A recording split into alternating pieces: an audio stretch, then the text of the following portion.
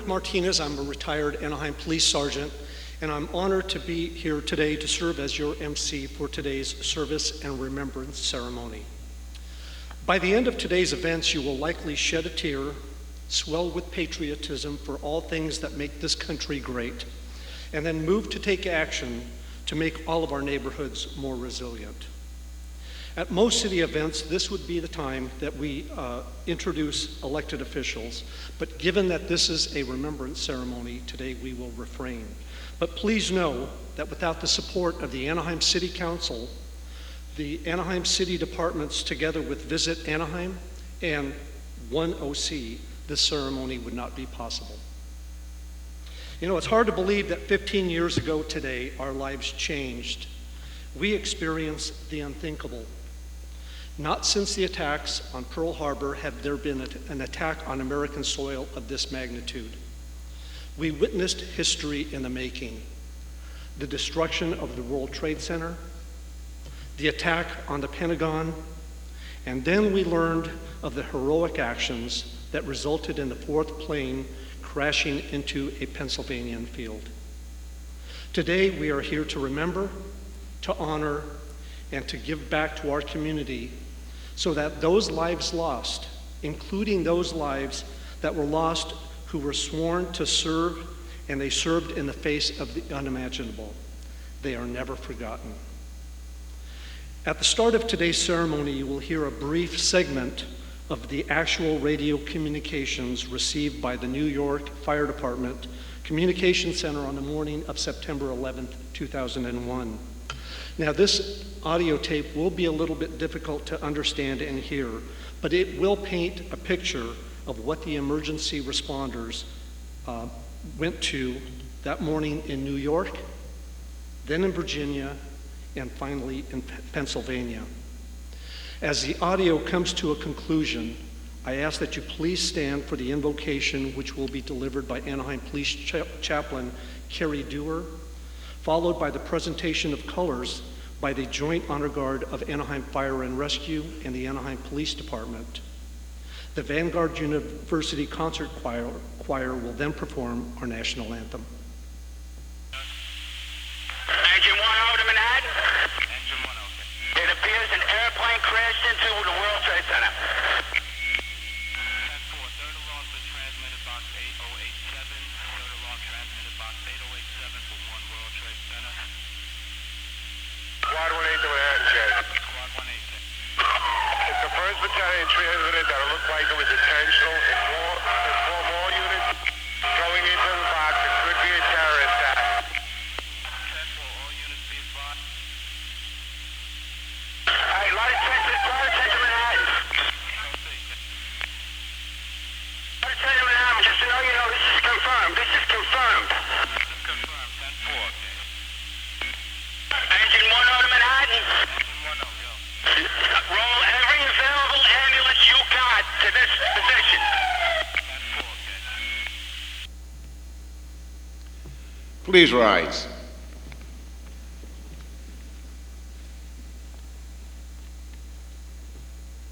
And let us pray. Great God, Heavenly Father, Lord of hosts, we come here this day to remember. We remember the unfortunate state of a world filled with hostility and hate, death, and destruction. We also remember those who serve by giving themselves to rescue and protect people in this hostile world. This day we remember a great tragedy.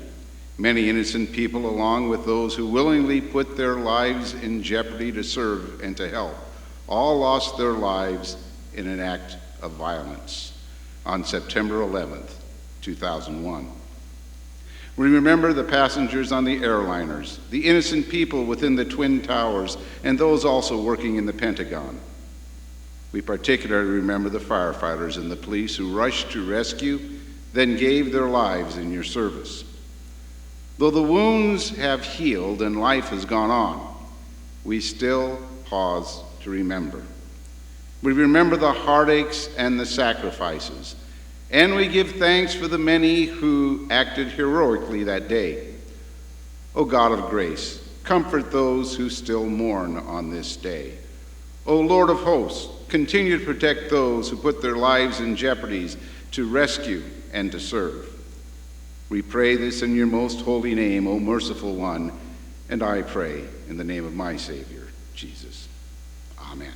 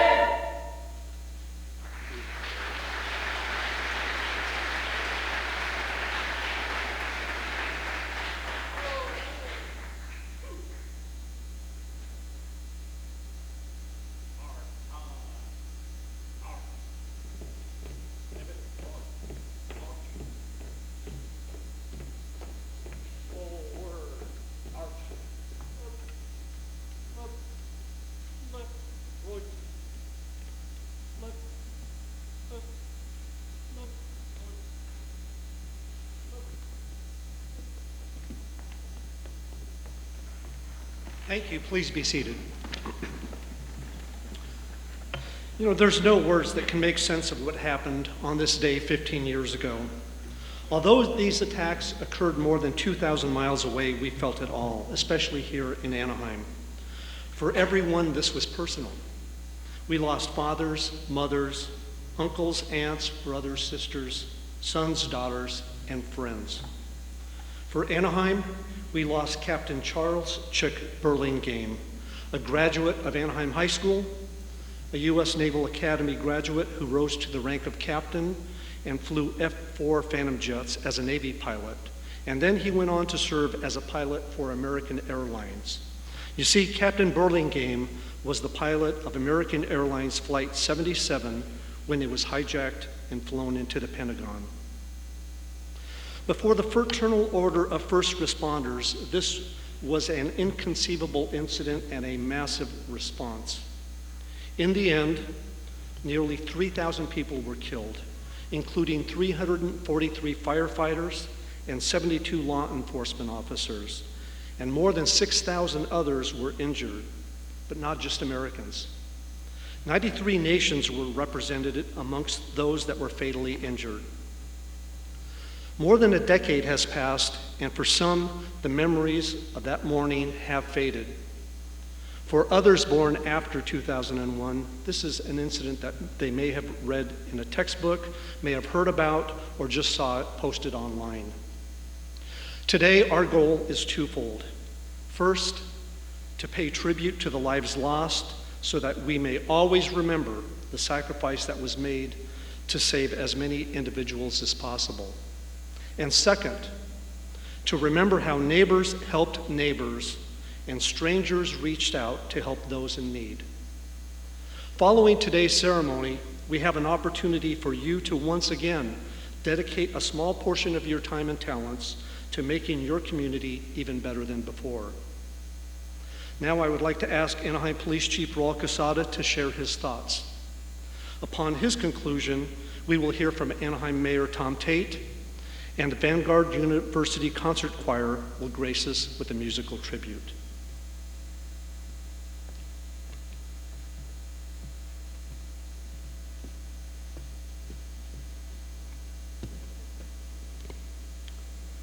September 11th, 2001, a day like so many tragedies in the history of our nation, a day that will live in infamy. On this September day, over 3,000 men, women, and children lost their lives. We lost more lives this day than during the attacks on Pearl Harbor and the D-Day invasion. If you will, take a moment and close your eyes. Think of where you were and what you were doing that day.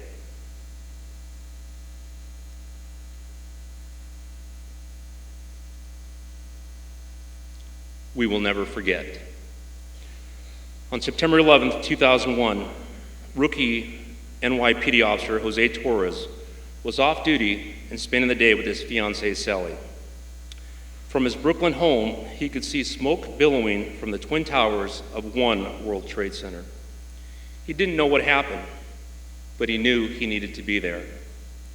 He didn't wait to be called into work, and instead, without hesitation, he raced toward the danger. As he approached the Manhattan Bridge, he found it was closed to vehicle traffic. The closure was a precaution given the attacks on the Twin Towers. Instead, he ran the first precinct, Manhattan, just as the first tower fell. You see, this was his station. This was his community. What immediately struck him was that other NYPD officers who were also off duty responded before they were called.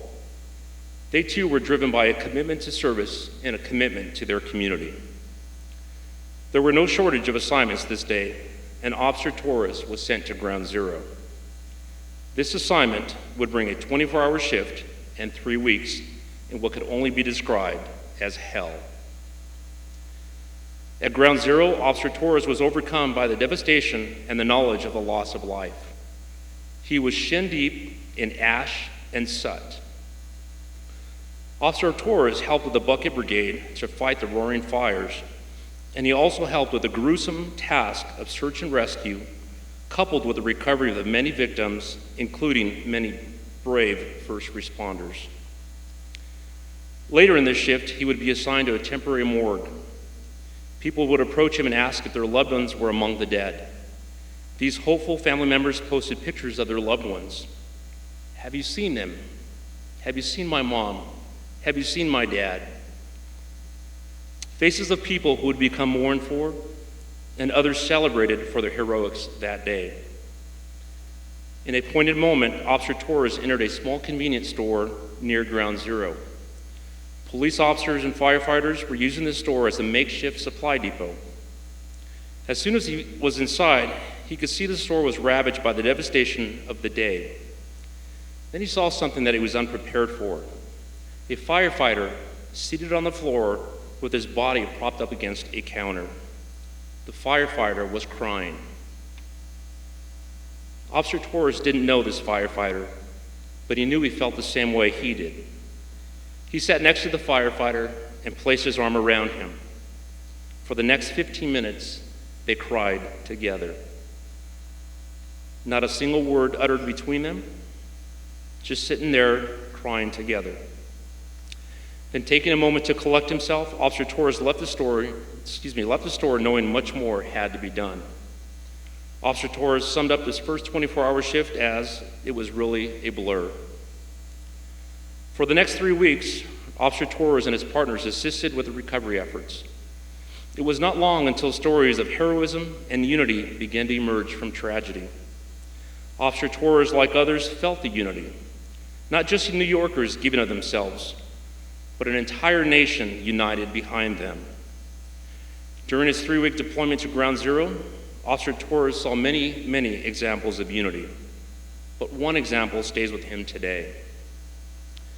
One day, while walking through the rubble, Officer Torres came upon a set of tables. On the tables were peanut butter and jelly sandwiches, handmade by residents and volunteers who wanted to support the first responders as they performed unthinkable tasks at Ground Zero. Officer Torres was struck by the generosity and felt a renewed sense of purpose by the small but impactful act of unity, an act he will never forget.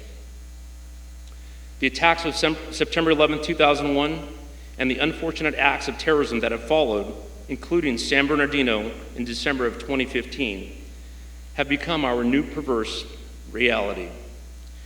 These are not just attacks on the cities where they occur. They are attacks on our country, on our people. Take a flight, and you will see the impacts of 9/11. Attend a concert, a college graduation, or political event, you will see the impacts of 9/11. Be vigilant, we say. If you see something, say something, we plead. All of this, the sum of a violent era in our world. But what gets us through? It's the people, a people united. It was people who stood up to terrorists on the plains that September day. It was people who rushed to the aid to those stranded in the Twin Towers and in the Pentagon. People, first responders who rushed to aid those in need. They run to danger, driven by the desire to help, united in a desire to save lives. You see, all of these attacks were intended to break our spirit, to make us change our way of life. But what these terrorists failed to realize is that we are Americans. We are the United States of America. Their attacks have only made us stronger, more determined, and more united. The strength and determination of our brave citizens and our brave first responders in all of these attacks personify a people united. In closing, Officer Jose Torres, his wife Sally, and their son Giovanni were originally scheduled to be with us here today. Their presence was to signify the unity of public safety, a unity that knows no boundary. However, in the years since 9/11, Officer Torres has worked hard toward obtaining an assignment in the elite counterterrorism unit at NYPD. I am proud to say that assignment has been realized. So today, Officer Torres' energy is best spent in the service to the New York community. He carries with him the mental images of that September day, and he is determined to stop the efforts of those dedicated to hurting our people and trying to break our spirit. Officer Torres gave of himself that day, like so many others. They taught us that we have a responsibility to each other and to our community. We must get involved and care and support one another. You see, for united we stand, divided we fall. Thank you very much for your attendance today. May God continue to bless each and every one of you, and God bless the United States of America.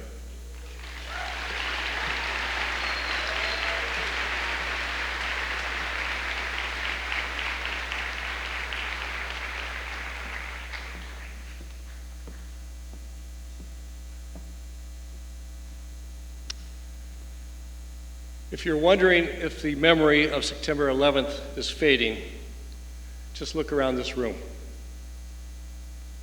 We are here today because we will never forget. The memory of September 11th connects us all. It's amazing. Some of you students with us today were just babies, or not even born on that day, 2001. Yet here you are, because September 11th has shaped your lives. You are the 9/11 generation.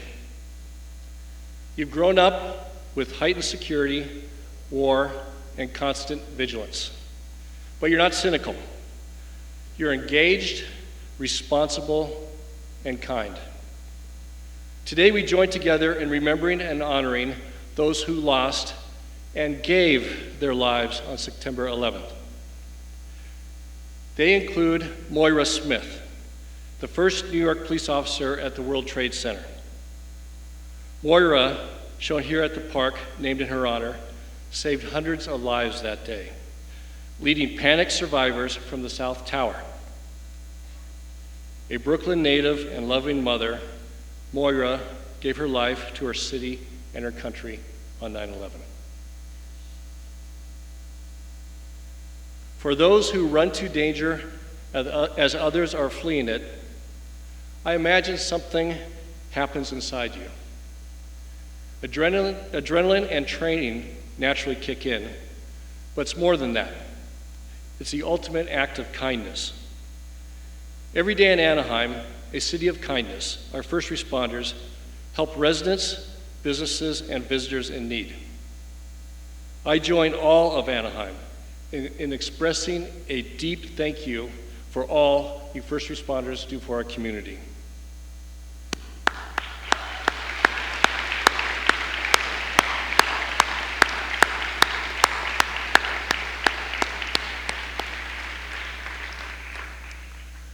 As much as the first responders do, however, we cannot rely just on them. We are all in this together. We must be resilient as a community. We must build social infrastructure, or put another way, social muscle. Social muscle is when residents, governments, and communities come together to address and solve problems and help one another in a time of need. Social muscle makes a neighborhood or an entire city better and stronger. But most important, it's there when we need it the most. In big emergencies, we know our first responders can't do it alone. They need to know we will be there too. 5 years ago, I was invited to Washington, D.C. for the 10th anniversary of September 11th. There I heard an amazing story. As the towers fell and covered lower Manhattan with dust, hundreds of thousands scrambled for safety. Many found themselves trapped at the water's edge. As the first responders were saving lives and giving their lives at ground zero, ordinary New Yorkers rallied. I want to share a moment with that with you now.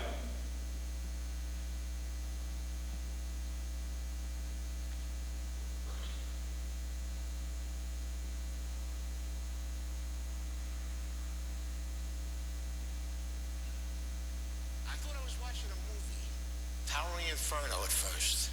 And then I looked real close, and I noticed it was the World Trade Center. I was compelled, because I'm a type of person that can't stand by and watch other people suffer. And to me, they were suffering. They wanted to get off the island.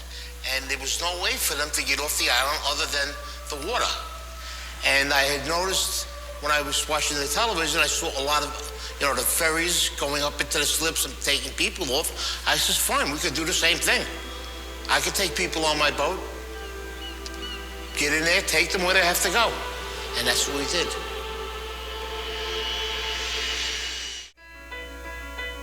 On the morning of September 11th, when the towers came down, millions of people ran for safety. Hundreds of thousands of them ran south to the water's edge. That's when they realized that Manhattan is indeed an island and that they were trapped. They were feeling helpless, and that's the worst feeling in the world. What was a person on the ground going to do? Buildings were down. There were people laying under the rubble of the building. Firemen, civilians. My wife was there, and I turned around. I says, I've got to go do something. Just like that. And she looked at me. She says, what are you going to do, you maniac? I says, I'm going to take the amberjack up into the city and help. She says, but what if they're attacked again? I says, well, then that's something I have to live with. I says, I have to do what I have to do. I says, and nobody can stop me right now. Even if I save one person or I rescue one person, that's one person less that will suffer and die.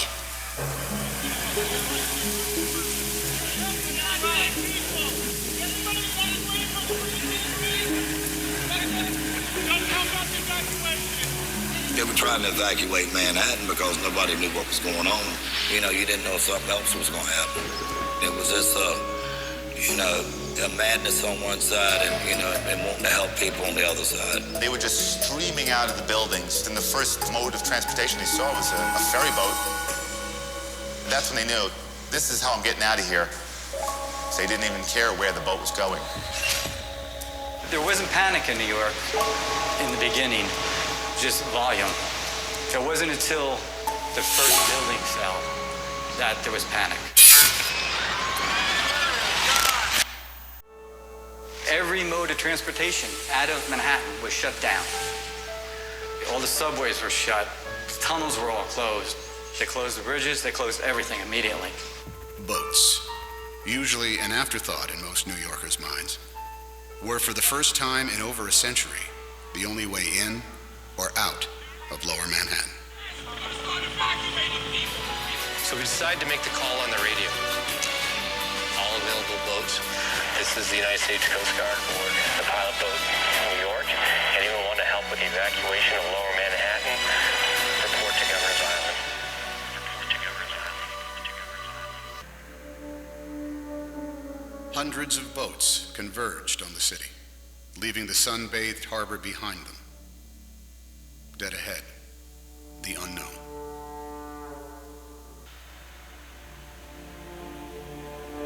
You couldn't have planned nothing to happen that fast, that quick. No training. This was just people doing what they had to do that day. You forget all about what you're supposed to do, what they teach you in school, and you say, you know what? Morally, this is the right way to go, and deep down, this is what I'm gonna do. Average people, they stepped up, and when they needed to, they showed me, when the American people need to come together and pull together, they will do it. I do feel a way honored that I was a part of it. It was the greatest thing I ever did with my life. The greatest day that I've ever seen in all my boating, my life on the water. The great boat lift of 9/11 became the largest sea evacuation in history. Larger than the evacuation of Dunkirk in World War II, where 339,000 British and French soldiers were rescued over the course of 9 days. On 9/11, nearly 500,000 civilians were rescued from Manhattan by boat. It took less than 9 hours.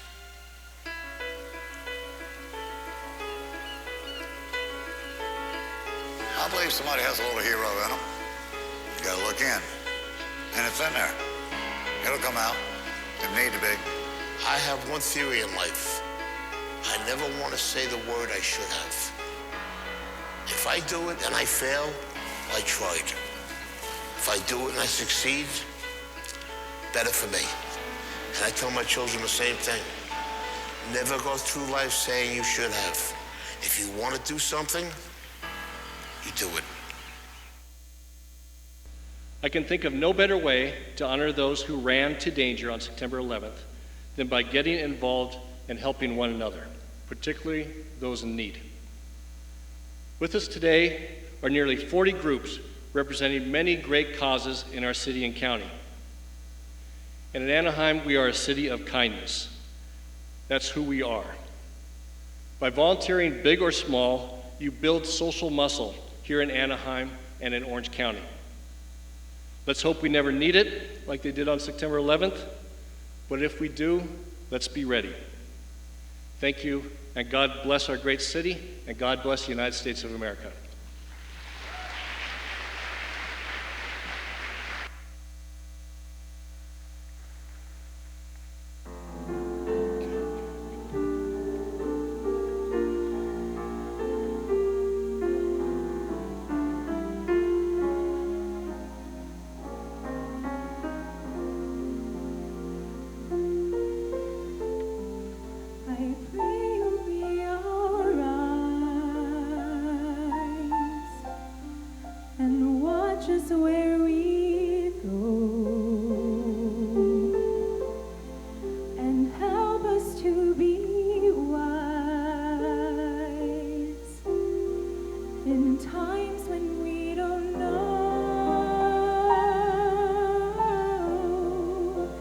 Let this be our prayer.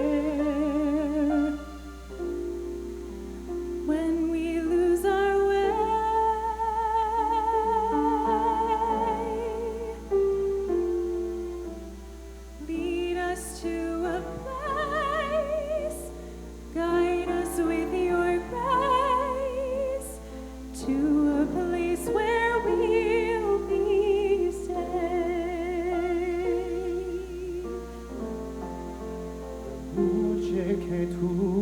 I pray we find your light and hold it in our hearts. When stars go out each night, remind us where you are. Let this be our breath. Let shadows fill our day. Lead us to a place. Guide us with your grace. Give us faith so we'll be safe.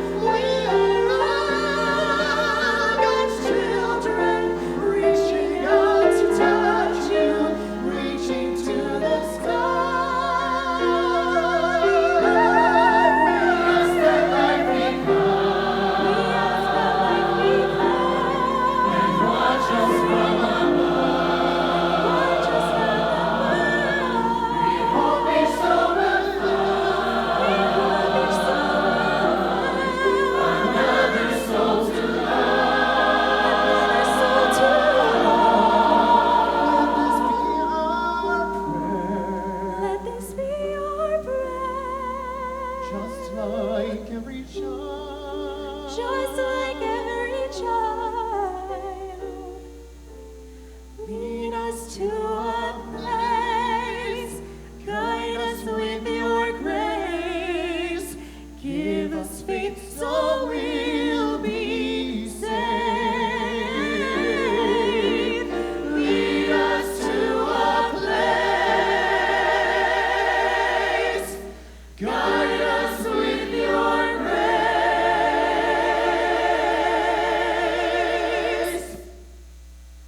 Give us faith so we'll be safe.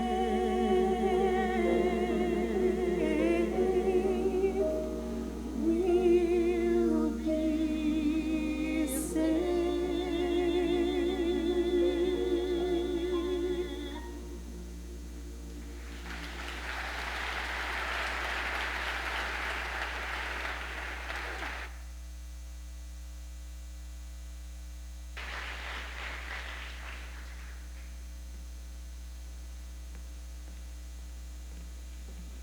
At this time, Anaheim Fire Chief Randy Brugman will share his thoughts. Following his comments, we will honor those lost in the line of duty with the last alarm bell ceremony, a time-honored tradition of a special bell tolling in recognition of the last alarm these emergency personnel responded to. Chief Brugman and Chief Casada will then present a memorial wreath with the assistance of our special guest recognized in today's ceremony.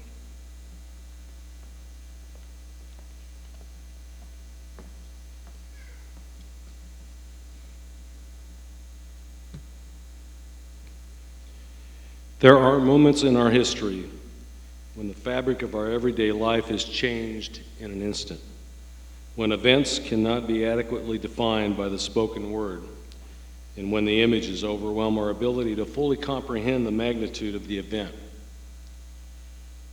When the tragedy of September 11th, 2001 unfolded like many of you here today, with millions around the world, I experienced the shock, disbelief, and were part of a dynamic that allowed for an incredible change in a very short period of time.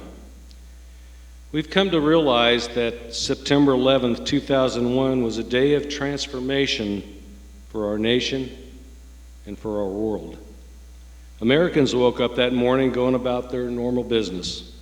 Some were getting ready for a full day at work. People were boarding planes on the way to see their family, while others served in the defense of our country.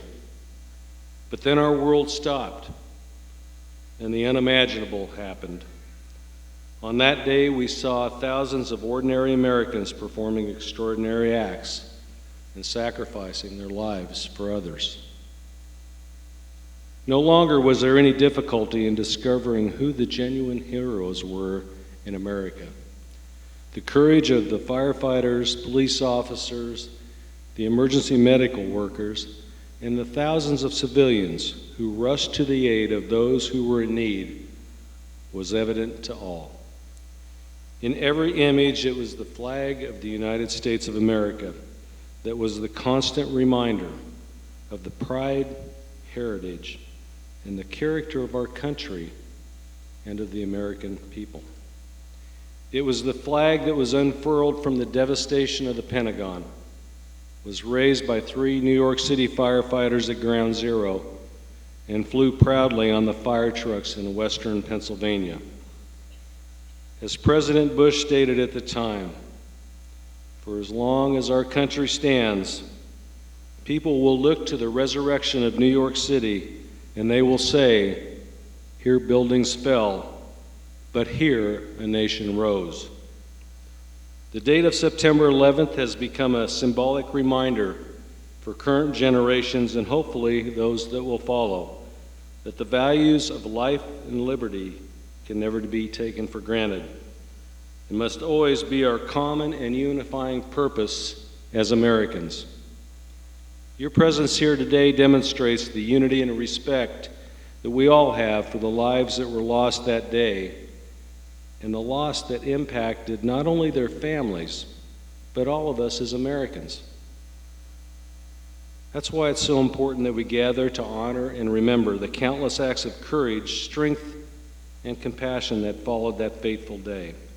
A day which represents the best in human nature and reflects the character of what makes this country so great.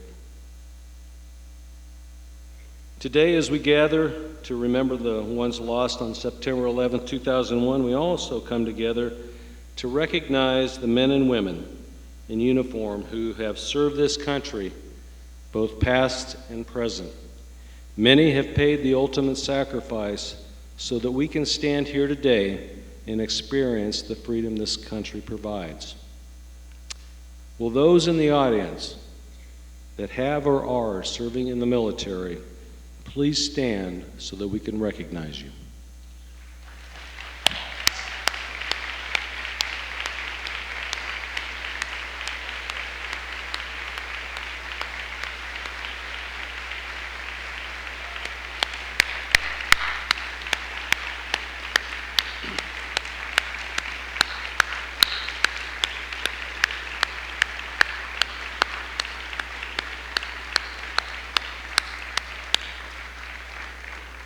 Thank you for your service.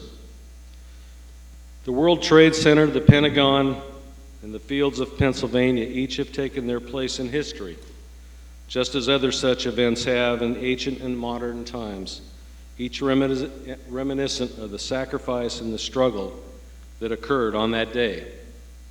Each will speak to all generations, past, present, and future, as they speak to us today, as a reminder that freedom is never free. You know, even today, 15 years later, it's difficult to fathom the magnitude of what these individuals faced. Beyond the disastrous and horrifying images that we saw on the television screen, they lived it. Every sensory organ was touched. They felt the fire, they smelled the smoke, they walked through that ash created by the collapsed structures. But even in the midst of all of this, those first responders still considered it a rescue mission, all the way to the very end. And even when it became clear that no one else could have survived those horrific events, they kept trying. These emergency workers manually sifted through piles that went through, pile after pile, went through debris to try and find survivors in some form or some form of identification for each victim so their families could have some level of closure. We all saw these images of destruction and first response, and while these scenes are permanently etched in our memory and the memories of the people around the world, we may not be as quick to remember the thousands of ordinary Americans doing extraordinary acts, sacrificing their own needs and in many cases their own lives in order to provide safety to others. After the attack, one of the first unifying acts that we as Americans manifested was our overwhelming pride in our nation, the patriotism and the camaraderie that showed in the weeks and months that followed were inspirational.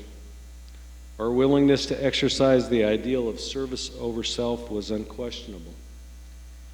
Sadly, acts against our country are not a thing of the past, and the courage and strength of our first responders, I believe, is stronger today than it's ever been.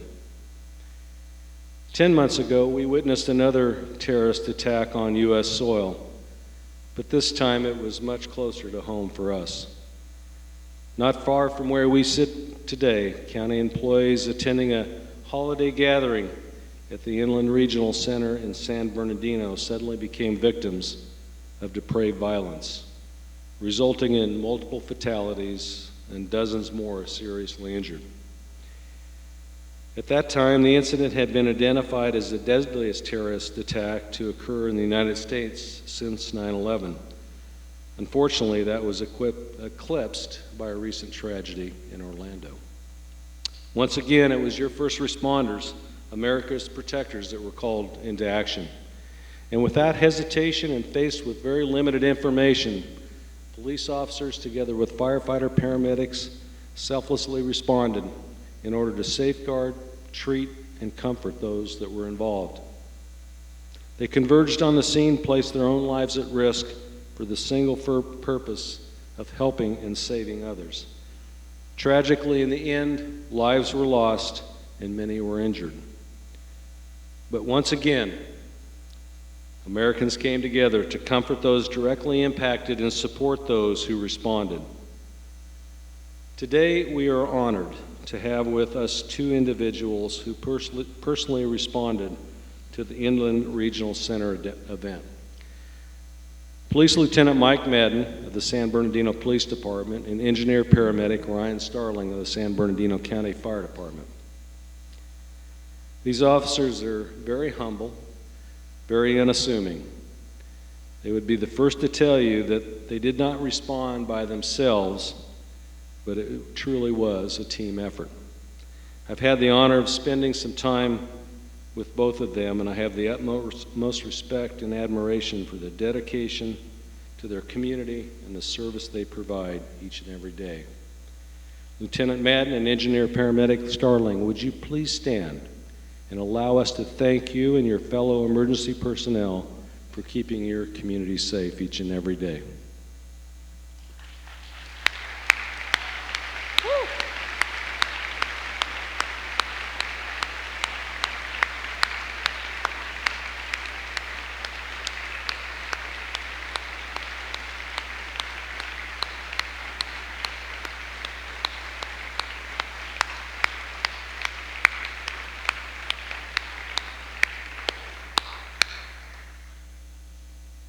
Our country's resiliency is one of the most admirable and defining traits we have as a nation. When faced with the most devastating events unimaginable, we band together for the good of the common cause.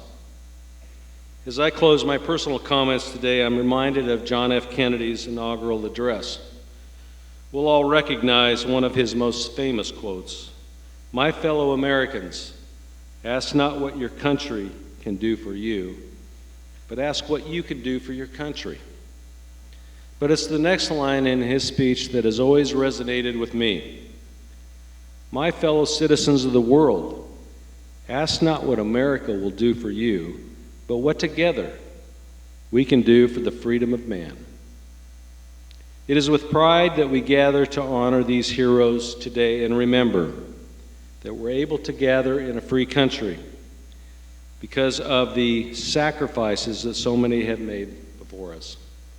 It is our duty, every one of us sitting in this room as Americans, to ensure that we protect that and never lose it.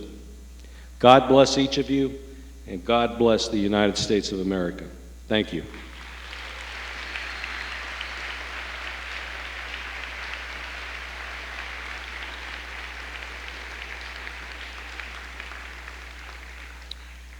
We will conclude our ceremony today with the last alarm bell ceremony recognition in recognition of all those who were lost on 9/11. The United States Fire Service enjoys a rich heritage with many traditions dating back more than 200 years. One such tradition is the sounding of the bell. In the past, as firefighters began their tour of duty, it was the bell that signaled the beginning of the day's shift. And throughout the day and night, every emergency was noted by the sounding of the bell, which summoned firefighters to assemble to fight fires, often placing their own lives in jeopardy for the good of the fellow citizen. And when the fire was out and the emergency had come to an end, it was the ringing of the bell 3 times that signified that the alarm had finished and all the firefighters had returned safely to their stations. But when a firefighter had died in the line of duty, paying the ultimate sacrifice, it was a special toll of the bell that solemnly announced a line of duty death to all of the other firefighters who were on duty that night. We utilize these traditions as symbols which reflect the honor and respect for all of those who have given so much and served so well. To symbolize the devotion that these brave souls had for their duty, a special tolling of the bell 5 times in 3 cycles is customary.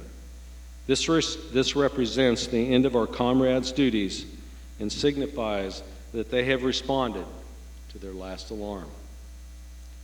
And so to those who have selflessly given their lives for the good of their fellow citizen on 9/11, to our military personnel who have paid the ultimate sacrifice so that we can live in a free nation, their duties to complete, to all who have responded to their last alarm, we say, a job well done.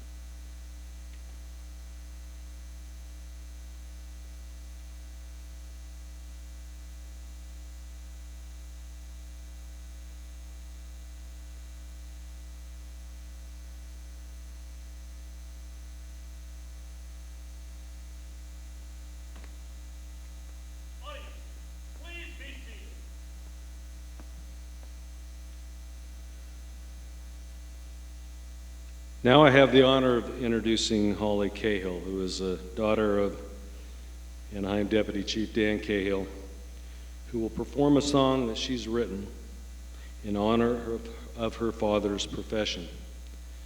For our brothers and sisters in blue, we honor you with her words and her song.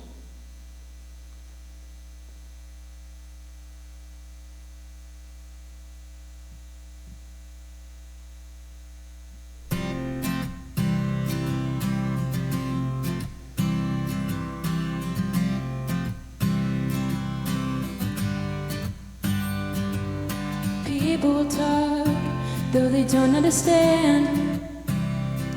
Situation to win can get so out of hand. They'll state their lies as if they are fact.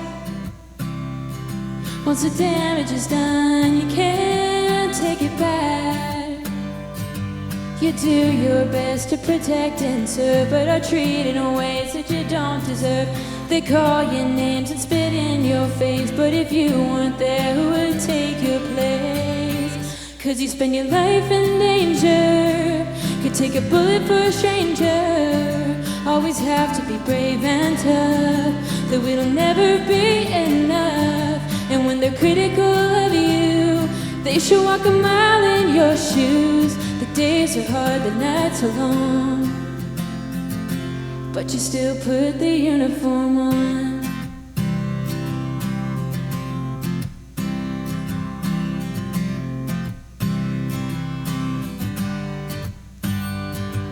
You come home from work and kiss your kids on the head. Chase monsters from the streets and out from under their beds. What they don't understand is that you're human too, just trying to survive, got a family counting on you. You do your best to protect and serve, but are treated in ways that you don't deserve. They call your names and spit in your face, but if you weren't there, who would take your place? Who would take your place? 'Cause you spend your life in danger, could take a bullet for a stranger. Always have to be brave and tough, that it'll never be enough. And when they're critical of you, they should walk a mile in your shoes. The days are hard, the nights are long, but you still put the uniform on.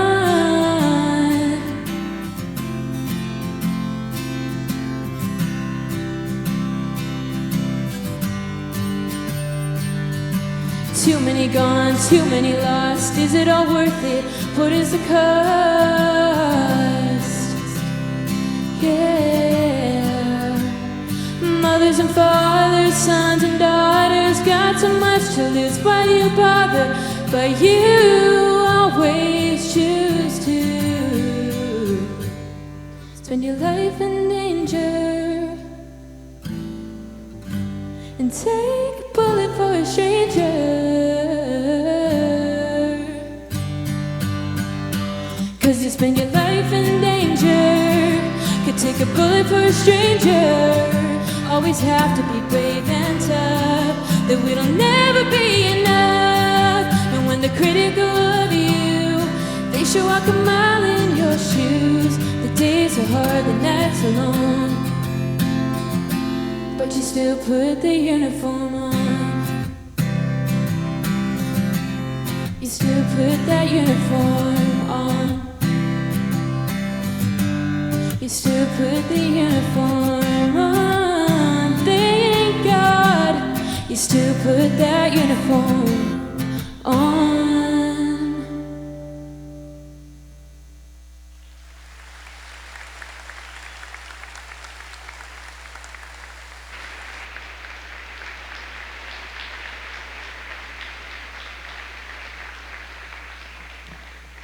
Wow, that was great. Thank you, Holly.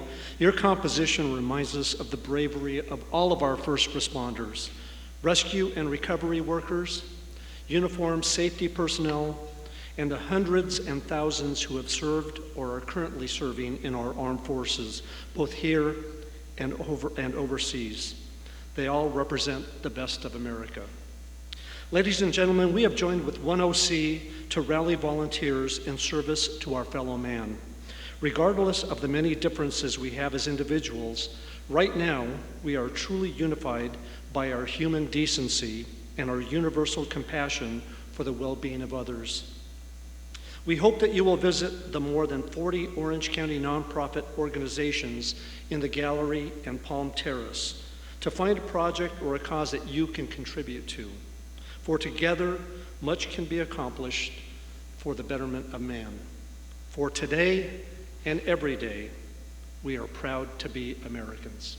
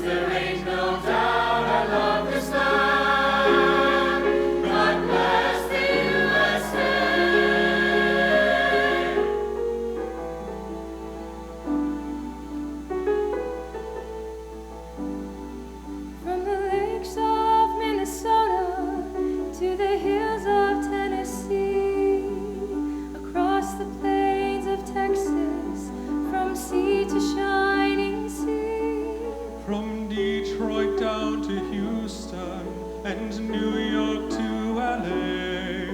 Well, there's pride in